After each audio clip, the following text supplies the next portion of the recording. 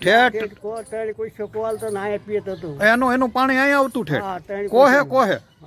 ઓહો દાદા કેવડું તો એ 3 કિલોમીટર જેવું થાય મારા થઈ ગયા એમ નહીં તો એ એક ગાવ જેવું થઈ જાય 3 કિલોમીટર થાય ત્યાંથી પાણી આવતું છે તો કોહ કેવડું બળ કરે બળદ ને માણસો ને તો કેવડું પાણી પુગાડતા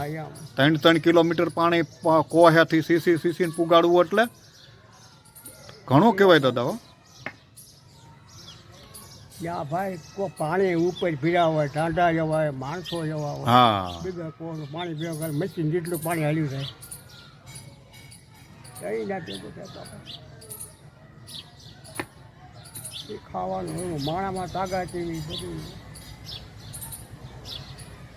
ઉભરા બાંધતા ટાંડા ફૂમકા બાંધતા